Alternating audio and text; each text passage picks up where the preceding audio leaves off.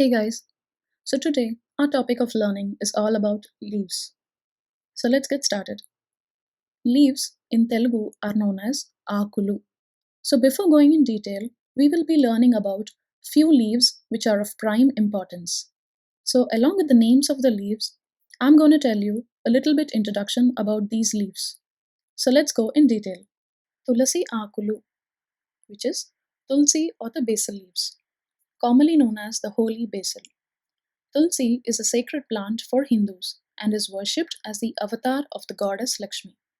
Traditionally, and even nowadays, Tulsi is planted in all the Hindu houses. It finds its benefit to cure the common cold. The dried leaves of Tulsi have been mixed with the stored grains, which acts as a repellent for insects. Mamidi akulu, which is mango leaves. Mango leaves are used to decorate the archways and doors in Indian houses and during weddings and celebrations, such as Ganesh Chaturthi, etc. Mango leaves are very useful for managing diabetes. They help lower the blood pressure as they have hypotensive properties. They help in strengthening the blood vessels and treating the problems of varicose veins.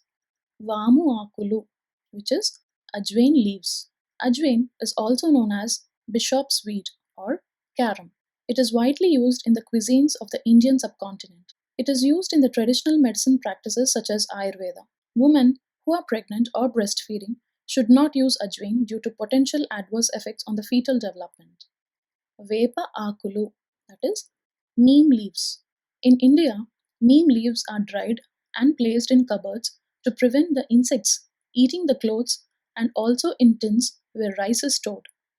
Neem leaves have also been used to treat skin diseases like eczema and psoriasis. Recently, Malaysia's Ministry of Health released an infographic titled The Usage of Neem Leaves for COVID-19 Outbreak, in which they summarized the facts and myths related to the leaves being used to treat COVID-19. Gorinta akulu, that is, henna leaves. Henna leaves are an important part of many Hindu festivals. Lawson, also known as hennotic acid, is a red-orange dye present in the leaves of the henna plant. So this lawson reacts chemically with the protein keratin in the skin and hair in a process known as Michael addition. The lawson will gradually migrate from the henna paste into the outer layer of the skin and bind to the proteins in it, creating a stain. Henna has been used since antiquity to dye skin, hair, and fingernails. Maredu akulu, which is bay leaves, and well known to Hindus as Bilva Patra. The tree is considered to be sacred by Hindus and used in the ritual rites. It is believed that Hindu deity Lord Shiva is fond of bale trees and its leaves, and the fruit still plays a main role in his worship. When people offer the leaves to God, they also take a part of it back with them. They do so because the leaf is said to be able to absorb the Shiva's energy.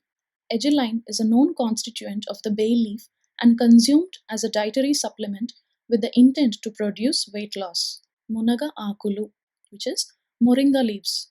The leaves are the most nutritious part, being a significant source of B vitamins, vitamin C, provitamin A, as beta carotene, vitamin K, manganese, and protein. The leaves are cooked and used like spinach and are commonly dried and crushed into a powder which is used in soups and sauces or as a supplement for pets. Moringa leaves have been proposed as an iron rich food source to combat the iron deficiency. Parijata aku, which is Indian coral jasmine leaf. It's also known as the night flowering jasmine. The leaves have been used in Ayurvedic medicine and homeopathy for arthritis, fever, and as a laxative. Parijata appears in several Hindu religious stories and is often related to the Kalpa Vriksha. Now let's see few more leaves which are used for culinary purpose. Bay akulu, which are bay leaves. Bay leaf is the most common ingredient of the Indian cuisine, especially in preparing the tasty biryanis. It is a host to vitamins and minerals. The leaves are known to be good for digestion, skin care, beneficial for hair, and improve sleep. Pudina akulu. Mint leaves are also known as peppermint leaves. So these leaves are a popular herb in Ayurveda and are known to cool down the body during the summer. The mint leaves purify blood, supports digestion and oral health, and are also consumed as a herbal tea. కొత్తిమీర ఆకులు or simply కొత్తిమీర, which is coriander leaves.